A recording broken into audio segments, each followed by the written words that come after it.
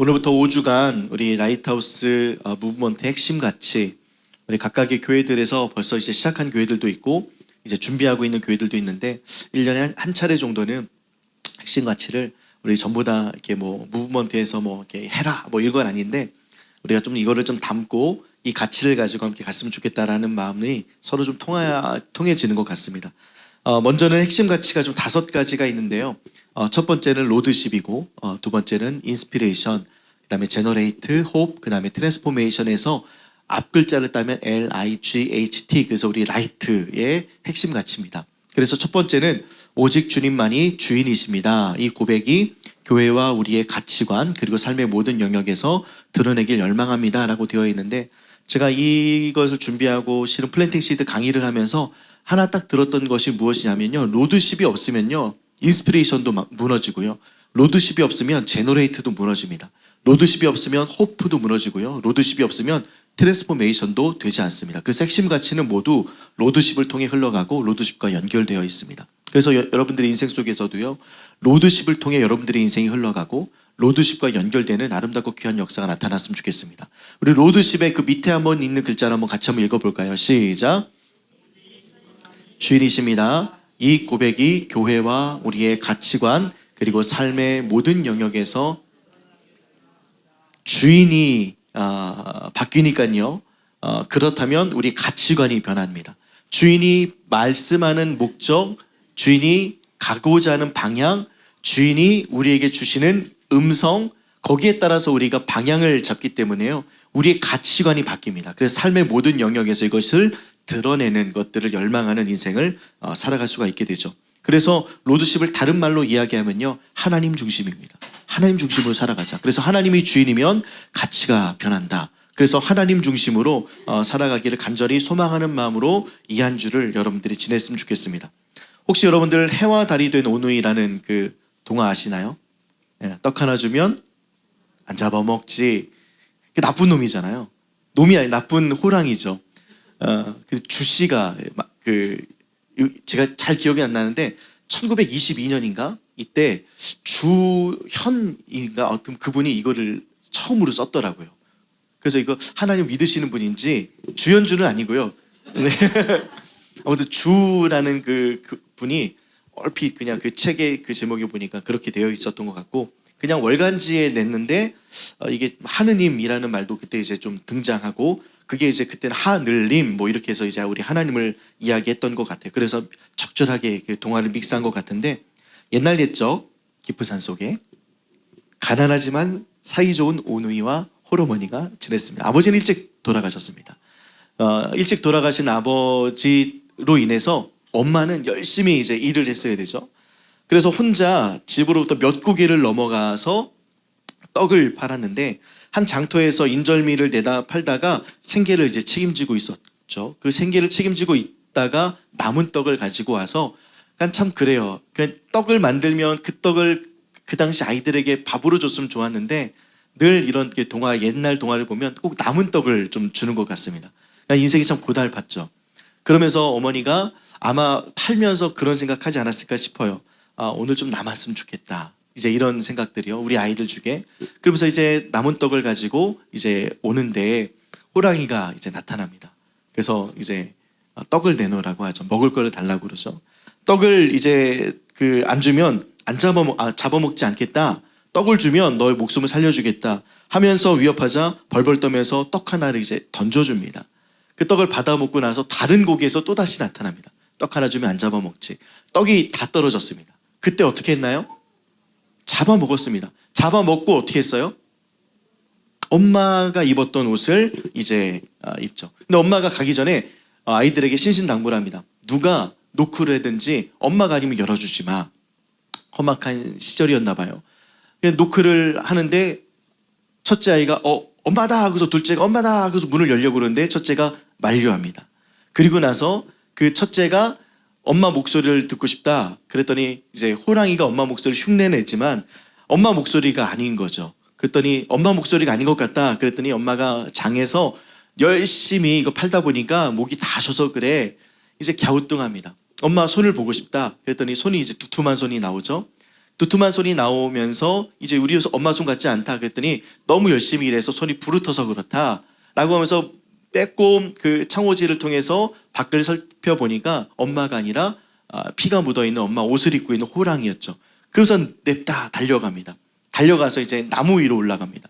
나무 위로 올라가서 간신히 피했는데 이 간신히 피하고 나서 호랑이가 거기 어떻게 올라갔어? 라고 이제 묻자 이제 첫째가 지혜를 발휘해서 뭘 바라고 올라갔다고 했죠? 그쵸, 기름 바르고 올라가. 그래서 막 기름을 바르고 했는데 올라가지 못합니다. 둘째가 이제 막 못 올라가는 모습을 보면서 안심했는지 두 번째 솔루션을 제시합니다. 도끼로 찍어서 올라오면 올라올 수 있지. 정답을 얘기해 버립니다. 그때 하늘님에게 빕니다. 우리를 살려주시거든 저 하늘에서 줄을 내려주시고 우리를 살려주지 않으시려면 그냥 이대로 죽게 해달라. 근데 그때 하늘에서 가마에서 밧줄이 하나 내려옵니다. 그 밧줄을 타고 이제 하늘로 올라갔고요. 이제 호랑이도 똑같이 기도하기 시작합니다. 저에게도 밧줄을 주세요. 그때는 그 밧줄이 내려왔는데 썩은 동아줄이 됐고 썩은 동아줄을 잡고 나서 떨어졌더니 그 바닥에 그 호랑이가 이제 터져서 죽어서 피가 막 낭자하니까 수수밭이 붉게 됐다라는 그런 이제 이야기들이 가득하잖아요. 그러면 첫째가 햇님이고 둘째가 달님이었는데 햇님이는 올라가서 햇님이 됐을까요? 달님이 됐을까요? 달님이 됐습니다. 맞아요. 왜 달님이 됐을까요? 맞아요. 동생이 무서워서요. 동생이 달님인데 밤이 무서워서 지으셨나 만드셨나요? 다들 긴가민가 하고 있는데 혼자 답을 다 맞습니다. 달님 혼자 무서워서 하나님께 또 이제 그 빌어요. 기도합니다. 그래서 위치를 바꿔달라고 그래요. 그래서 동생이 햇님이 되고 그 다음에 오빠가 달님이 되었습니다. 햇님이 볼 때 왜 눈부신지 아십니까? 그 동화에 의하면 동생이 부끄러워서 자기를 보는 게 부끄러워서 이렇게 보지 못하게 했다라는 그런 이솝우화의 이야기입니다. 이야기를 생각해 보면서 줄을 잘 잡아야 되겠다라는 생각 많이 했습니다. 인생을 따라가다 보면요, 우리는 타락의 줄이나 병든 줄이나 사랑이 아닌 줄을 잡을 때가 많고요. 그 다음에 승부, 그 다음에 욕심, 승진, 그 다음에 성공 이런 줄들을 잡으려고 애를 씁니다. 아마 호랑이가 그런 마음이었을 것 같아요. 누군가를 약탈해서라도 내가 살아야 되겠다. 누군가를 아프게 해서라도 내가 살아내야 되겠다라는 마음으로 호랑이는 열심히 살아갔던 우리들의 모습이지 않을까 싶습니다. 그런 줄을 잡다 보니까요, 내가 끊어진 줄을 잡고 가는 줄도 모르면서 지내는 우리들의 인생을 우리는 마주하게 됩니다. 그래서 호랑이처럼요, 우리는 늘 탐욕으로 더 가지려고 하고요. 결국엔 그 끝은 같은 동아줄 같으나 썩은 동아줄을 붙잡고 그 다음에 그 줄을 의지해서 우리가 아슬아슬하게 이제 살아갑니다. 오늘 본문 말씀은요, 정확하게 무엇을 이야기하고 있냐면 오라, 여호와께로 오라, 신뢰할 만한 하나님께로 오라, 의지해야 될 대상을 붙잡아라 라고 이야기합니다. 의지해야 될 대상 예수 그리스도, 따라가야 될, 피해야 될 대상 예수 그리스도께 나아가지 않으면 모든 것들이 썩은 동아줄이다라고 이야기합니다. 그래서 바로 하나님을 붙잡아라. 하나님을 붙잡고 하나님과 함께해라. 하나님과 함께하면 그곳에 능력이 있고, 하나님과 함께하면 그곳에 선한 것들이 나타나고, 하나님과 함께하면 하나님께서 어떻게 우리의 인생을 이끌어 가시는지 볼 수 있다라고 오늘 본문 말씀에서는 말씀해주고 있는 거죠. 그래서 다시 한번 말씀을 보자면요, 여호와께 피하는 것이 사람을 신뢰하는 것보다 나으며, 우리 얼마나 많은 시간들 동안에 사람을 신뢰하고 사람을 의지하며 지냈습니까? 또 여호와께 피하는 것이 고관들, 높은 지위에 있는 사람들, 권력에 있는 사람들을 신뢰하는 것보다 낫지만 우리는 그런 사람들의 이야기를 듣습니다. 그런 사람들의 이야기에 우리는 마음이 뺏깁니다. 그런 사람들의 이야기를 들으려고 그 사람들과 함께 친분을 맺으려고 합니다. 힐송처치라는 그 호주에 어마어마한 그 대형 교회가 있습니다. 아주 작은 교회에서부터 시작했고요. 한 20여 명, 30여 명 정도 모이는 교회에서부터 시작했고, 그 아버지가 목회자고 그 아들 목회자가 힐송을 엄청나게 키웠는데, 원래 힐송처치의 본 이름은 힐송처치가 아니었습니다. 찬양이 힐송 그 찬양이었기 때문에, 찬양팀 이름이 힐송이었기 때문에 그것으로 그냥 브랜딩된 교회입니다. 엄청나게 커요. 미국에도 진출하고요, 많은 곳에 진출합니다. 그곳에서 이야기하는 어떤 핵심 가치가 무엇이냐면 세상을 변혁시키는 거예요. 그래서 목사님들도 멋지고요, 찬양도 세련돼요. 그런데 대부분의 사람들은 그곳에서 있다가 열광하면서 멀어진 하나님과의 관계를 발견합니다. 그 목사님의 타락, 목사님이 하나님과 함께하지 않은 복음에서 멀어짐, 이런 일들의 이슈로 인하여서 점점점 사람들은 주께로 가지 않고 오히려 문화, 그 다음에 이 땅의 세속화, 그러면서 이 교회가 아무래도 대형화되다 보니까요, 권력자들과 많은 밀접한 친분을 쌓아가기 시작하더라고요. 게다가 미국에도 하나의 지교회를 냈는데, 미국에 있는 목사님 되게 힙합니다.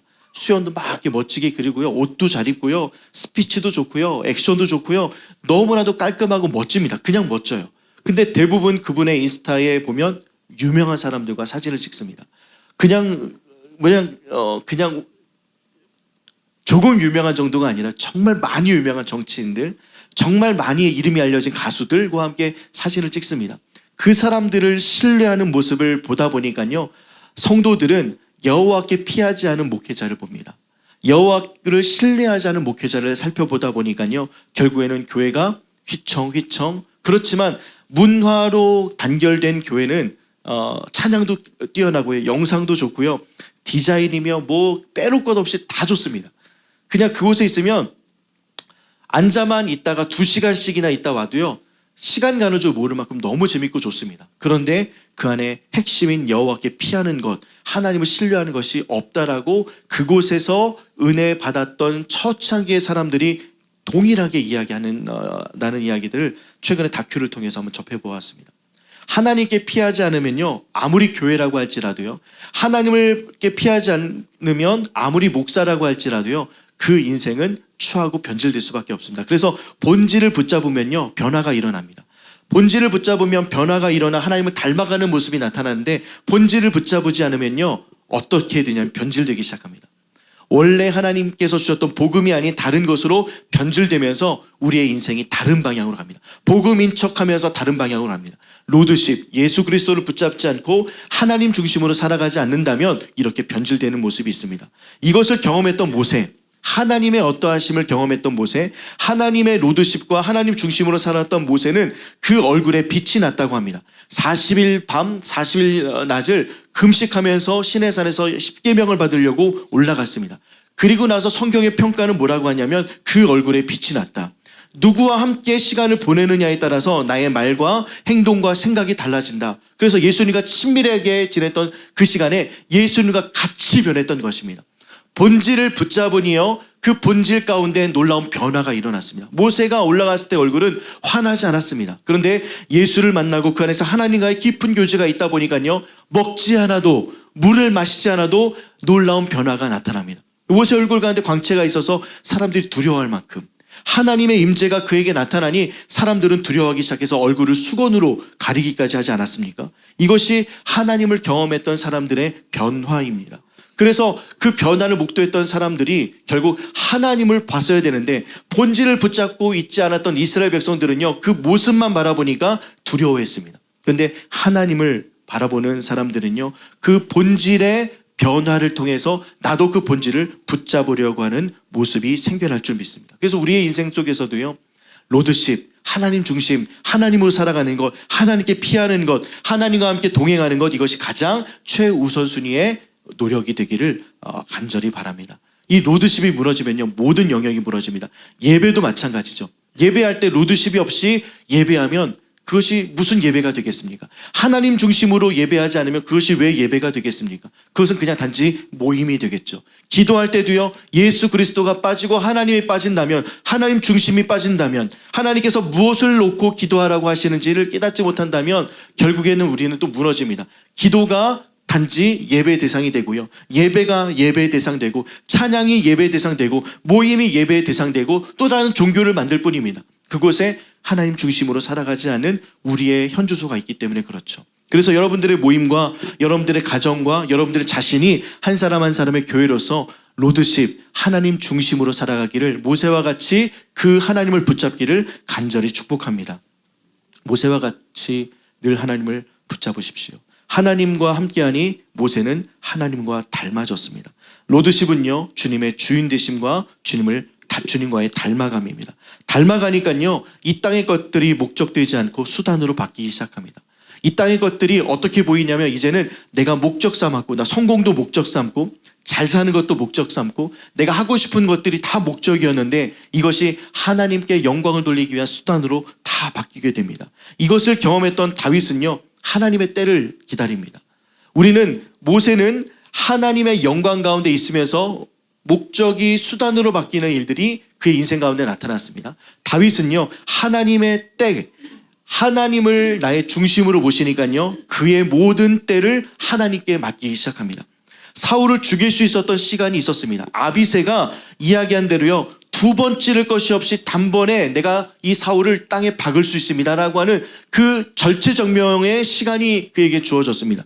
그때 다윗은 누가 주인인가를 생각합니다. 그래서 다윗의 주인은 하나님이었고, 하나님이었던 그 다윗은 아비새가 이야기했던 대로 사울을 죽이지 않습니다. 하나님의 종을 건드리지 않습니다.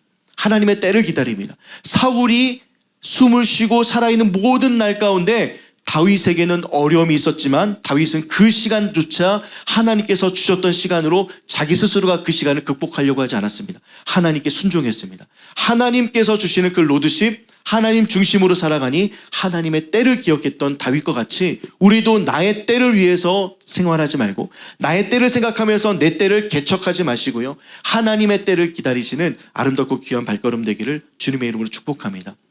주님을 주인으로 삼는다면, 하나님 중심으로 삼는다면요, 내가 내 때를 선택하거나 내가 나의 결정을 하기보다는 하나님께 묻습니다. 다윗도 물었죠. 하나님, 좌로 갈까요? 우로 갈까요? 전쟁을 해야 될까요? 말아야 될까요? 하나님, 어떻게 하면 좋겠습니까? 라고 하나님께 묻습니다. 전쟁이 일어나서 적들이 쳐들어오면요, 묻지도 않고 따지도 않고 갑옷 입고 창 들고 칼 들고 나가서 전쟁해야 되잖아요. 근데 다윗은 그 시간에 하나님께 무릎 꿇습니다. 하나님, 어떻게 하면 좋을까요? 철저하게 하나님 중심으로 살아갔던 다윗은요, 하나님께 묻습니다. 당신의 때를 묻습니다. 그 때는 어떤 때일까요? 가장 완전하고 정확한 때입니다. 가장 정확하고 완전한 때. 우리 최근에 신의 악단, 그거 이제 막 열풍이 불어서 그 찬양들이 참 많이 나오는데, 그 왜 나를 깊은 어둠 속에, 그 찬양 광야를 지나며, 그거를 작곡했던 분이 새롭게 하소서에 나오셨더라고요. 그러면 잠깐 그 쇼츠를 이제 쭉 봤는데요, 그분이 그런 이야기를 해요. 저 먹고 살 것 없고 너무 힘든데 하나님, 저 하나님의 자녀라면 제발 제가 생활할 수 있는데, 아버지가 자녀가 생활하는데 필요한 것들을 채워주셔야 되는 건 아닙니까? 그래서 눈물의 기도를 드리면서 하나님, 저 20만 원 필요해요. 정말 20만 원이 필요해요 라고 그 광야를 지나고 있을 때에 하나님께서 그 자매에게, 노래하는 자매인데 레슨을 연결시켜 주셔서 딱 20만 원을 받을 수 있도록 하셨다라는 그 고백들이요. 우리들의 이런 고백들이 좀 차고 넘쳐야 됩니다. 하나님의 때를 기억하면서 하나님, 저 뭐가 부족해요. 하나님, 저를 불쌍히 여겨주세요. 하나님과 잇대어져서 하나님께서 나의 아버지시고 나의 자녀됨을 생각하며 하나님 앞에 구했을 때 하나님께서 나를 입히시고 먹이시겠다라는 그 가장 가까운 곳에서의 공급을 경험한다면 우리는 그 하나님의 때 앞에 당신이 나의 주인이십니다라고 고백할 수밖에 없는 아름답고 귀한 고백이 나타날 수 있다는 거죠. 다윗은 그것을 늘 경험했습니다. 양을 치면서 목자이면서 내가 내 지혜를 가지고 이 양들을 먹이는 것이 아니라 하나님께서 이 양들을 먹이시는구나, 나도 당신의 양이구나 생각하면서 목자의 길을 포기하고 왕의 길을 포기했던 왕이 다윗이었습니다. 그냥 양으로서 남았던, 성도로서 남았던 왕, 하나님의 때를 기억하고 하나님의 로드십과 하나님 중심으로 살았던 왕. 또다시 다른 왕을 한번 설명해 드려보겠습니다. 종교개혁을 했던 히스기야.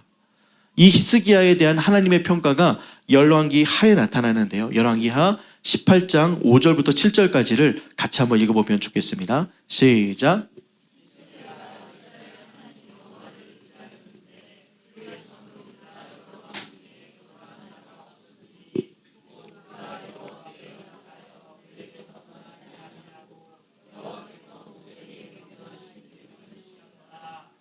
여호와께서 그와 함께 하심에 그가 어디로 가든지 형통하였더라.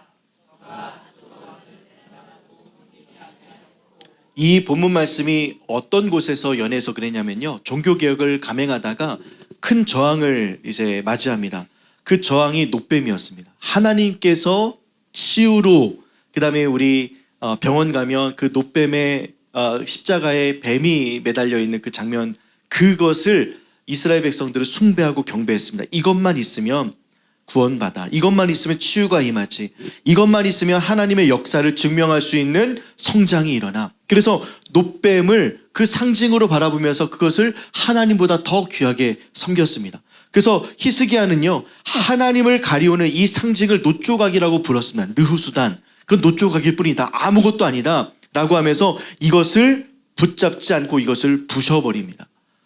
엄청난 저항이 일어났을 겁니다.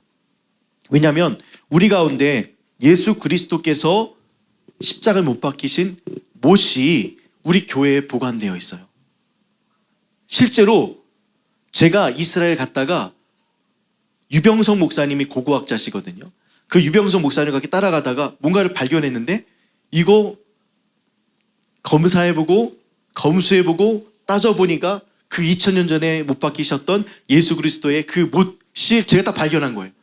이거 누구한테 줘요? 우리 교회 갖고 와야지. 여기에 딱 있다고 생각해 보십시오. 이거 딱 금고처럼 딱 하고 딱 버튼 눌러가지고 제가 10대만 볼 수 있는 거예요. 사람들이 줄 서지 않겠습니까? 처음에는 무료로 관람하겠죠. 이거 돈 되겠는데? 이거 뭐 기독교 인구 한 번씩만 다 와도요, 우리 교회는 난리도 아닙니다. 엄청나게 소중한 거 아니겠습니까? 예수 그리스도께서 못 박히신 그 손에 박힌 십자가. 다른 것은 발견되지 않았어. 발에 있는 것도 발견되지 않았어. 오른쪽에 못자국인지 왼쪽에 못인지는 모르지만 아무튼 최 목사가 발견했어요. 이거를 어떻게 버립니까? 이스라엘 백성들이 이런 느낌이었을 거예요. 하나님께서 치유로 보여주었던 상징 놋뱀. 이것을 종교개혁자 히스기야는 하나님께서 사용하셨던 것이라도 하나님을 가린다면 깨뜨려야 됩니다. 라고 하면서 그것을 버립니다. 그러니까 하나님 중심으로 살아가는 것은요, 하나님께서 사용하셨던 것, 하나님께서 그것을 귀하게 여기셨던 것이랄지라도 하나님의 영광을 가린다면 나의 어떠함과 상관없이, 주변의 사람들과의 생각과 상관없이 여호와만을 의지해서 그것을 버릴 수 있는 믿음과 신앙이 우리 가운데 있어야 되는 것. 그렇다면 내가 좋아하는 게 있어요. 내가 좋아하는 어떤 말씀이 있습니다. 내가 좋아하는 찬양도 있고 내가 좋아하는 어떤 집회도 있습니다. 내가 좋아하는 목사님도 있고 내가 좋아하는 어떤 것도 있습니다. 그런데 그것을 하나님께서 사용하신다라고 생각하지 않고 거의 하나님과 같이, 찬양도 너무나도 좋아하는 사람들은요, 그 찬양만 가장 귀해요. 그래서 찬양은 곡조가 있는 기도다라고 해서 기도도 안 하는 사람도 있습니다. 찬양을 너무나도 소중하게 생각하는 사람이 있고요, 예배를 너무 소중하게 생각하는 사람도 있고, 목사님이라면 너무나도 소중하게 생각하시는 분 계세요. 하나님을 가리는 모든 것들은요, 버리셔야 됩니다. 이것이 로드십의 가장 핵심 가치입니다. 그런데 이것뿐이겠습니까? 여러분들이 하나님 외에 바라보고 잡으려고 했던 이 땅의 모든 것들이 여러분들이 버려야 될 것입니다. 여러분들이 종교개혁해야 될 일들이라는 것이죠. 그래서 우리들의 마음 가운데 로드십, 하나님 중심으로 살아가지 않는 모든 것들을 버리는 시간들, 모세처럼 하나님을 닮아가는 시간, 다윗처럼 하나님의 때를 기다리는 것, 이와 같은 아름답고 귀한 역사가 로드십을 통해, 하나님 중심을 통해 나타나길 주님의 이름으로 축복합니다. 어떤 신부님이요, 미사를 집례합니다. 미사를 집례하는데 모양을 봐서는요, 성찬을 하는 것 같습니다. 그래서 동그란 떡을 이제 가지고 있는데 한 분이 갑자기 이 뒤에 카메라에 이제 비춰집니다. 그러면서 이제 뚜벅뚜벅 걸어와요. 그러면 대부분 우리 교회라고 하면, 아니 기성교회라고 한다면, 기성 우리 또 천주교라고 한다면 거기에 사역자들이나 또 우리 그 중직자들이 제재하지 않겠습니까? 나오면요, 앞으로 이렇게 어슬렁어슬렁 나오면 당연히 제재해야죠. 그렇게 생각할 겁니다. 근데 아무도 제재하지 않습니다. 신부님이 요 빵을 집례하면서 말씀을 하다가 그 한 분을 보십니다. 이렇게 와요. 이분이 반팔이고요, 부들부들 떨면서 신부님에게 옵니다. 안겨요. 그런데 신부님이 그 사람 그냥 안아줍니다. 저는 여기서 그리스도 예수의 아름다움을 보았습니다. 우리가 말씀 전하는 것, 찬양하는 것, 그 다음에 기도하는 것, 이것이 예배라고 생각하지만 한 영혼을 천하보다도 귀하게 여기는 예수님의 마음으로 그를 안아주는 것, 저는 여기에 로드십이 있다고 생각합니다. 여러분들이 이 땅을 지내면서 나를 너무나도 소중하게 생각하죠. 나를 누구보다 더 아낍니다. 근데 나의 마음속에 있는 주인의 자리를 예수 그리스도께 내어주는 것, 그것이 로드십의 시작입니다. 그래서 바라건대요, 여러분들이 주인 삼는 것이 사람이 되지 않길 바라고요, 바라건대 여러분들이 의지하는 주인이 높은 사람이 되지 않길 바랍니다. 바라건대 여러분들이 가장 섬기는 것들, 따라가고 싶은 그 유행이 여러분들의 주인이 되지 않기를 주님의 이름으로 축복합니다. 그 사람, 높은 사람, 유행을 쫓는 사람, 이 모든 것들이 내가 따르고 있거든요. 그러니까 내가 곧 주인입니다. 내가 주인 된 삶을 살다 보니 하나님께 피하지 않습니다. 나에게는 방법이 있거든요. 무엇을 해야 이 상황을 유연하게 넘어갈까? 무엇을 해야 이 상황이 유연하게 넘어갈까? 어떤 말을 해야 될까? 나는 알거든요. 그래서 내가 주인 된 삶을 내려놓는 것, 내가 어떤 줄을 잡을지 고민하는 것이 아니라 하나님을 붙잡을 수 있는 마음으로 하나님을 먼저 바라보고 그분의 음성을 들으며 그분을 중심으로 삼는데 여러분들의 마음을 쫓을 때에 우리 주님께서 여러분들에게 손을 잡아주십니다. 단지 그냥 밧줄 정도겠습니까? 그냥 단지 그냥 줄 하나 내려서 이거 붙잡고 따라와겠습니까? 그분께서 그 아들 예수를 보내셔서 우리와 함께, 우리와 같이 되셨고 함께 가자, 같이 가자, 이런 놀라운 은혜가 우리 가운데 있음을 생각하여 늘 주님을 붙잡고 주님을 선택하는 저희들이 되기를 주님의 이름으로 축복합니다. 잠언 말씀 18장 10절 우리 같이 보고 말씀을 좀 마무리하면 좋겠는데요, 이렇게 말씀하고 있습니다. 함께 읽겠습니다. 시작. 여호와의 이름은 견고한 망대라, 의인은 그리로 달려가서, 의인이 달려갈 곳이 여호와 앞이다라는 겁니다. 예수 그리스도의 은혜를 받은 자, 십자가의 은혜를 받은 자가 의인이죠. 의인이 달려갈 곳은 여호와 앞이다. 은혜 받은 사람이 달려갈 곳은 견고하고 쓰러지지 아니하며 가장 강력한 하나님의 보좌이다. 안전함을 얻을 수 있는 유일한 곳, 아무도 뒤쫓지 못하는 곳, 두려움이 사라지는 곳, 그곳을 향해 마음을 다하는 라파의 성도님들 되기를 주님의 이름으로 축복합니다. 로드십을 통해서 우리가 인생을 살아갈 때 이와 같은 견고한 망대, 그 다음에 안전함을 소유할 수 있습니다. 여러분들 마음과도 혹시라도 불안한 마음이 있었다면 여러분들 잘못된 줄을 잡고 계셨던 것입니다. 여러분들 마음 가운데 누가 쫓아오는 것 같은 그런 두려움으로 늘 살았다면요, 여러분들 다른 줄을 잡았던 것입니다. 여러분 그 줄을 잡지 마시고 예수의 손을 붙잡는 저희가 되기를 주님의 이름으로 축복합니다. 그래서 예수가 남았으면 좋겠습니다. 그래서 여러분들이 오늘의 이 한 주를 살아갈 때 브라이트 무브, 무엇을 해야 될지 고민해 보실 때에 여러분들의 말 속에 그 말이 끝나고 난 이후에 예수가 남았는가? 여러분들의 모임 가운데 예수가 남았는가? 여러분들의 계획 가운데 예수가 남았는가? 여러분들의 걸음 가운데 예수의 흔적이 남았는가? 나는 예수의 때를 기다렸는가? 나는 예수를 닮아가는 언어와 예수를 닮아가는 표정과 예수를 닮아가는 우리 기독교인들만이 쓸 수 있는 말과 그 착한 마음들을 품어내고 있는가? 그래서 모든 프로그램도 좋고 회개운동도 좋고 찬양석 다 좋은데요, 그 모든 일들 속에 내가 묵상하는 것들에 예수 그리스도가 남고 예수 그리스도의 십자가가 남고 그분의 영광이 드러나고 가려지지 않는 아름답고 귀한 역사를 이 한 주 가운데 경험하셨으면 좋겠습니다. 그래서 나의 입술의 모든 말과 나의 마음의 묵상이 주께 연락되기를 원합니다 라는 찬양 있죠. 그 찬양과 같이 내가 하는 말도 누군가에게, 내가 생각하는 것도 누군가에게, 내가 행동하는 것도 누군가에게 다 예수 그리스도가 증거되고 전달되고 로드십, 하나님 중심으로 살아가는 모습이 보여내는 이 한 주가 되기를 주님의 이름으로 축복합니다.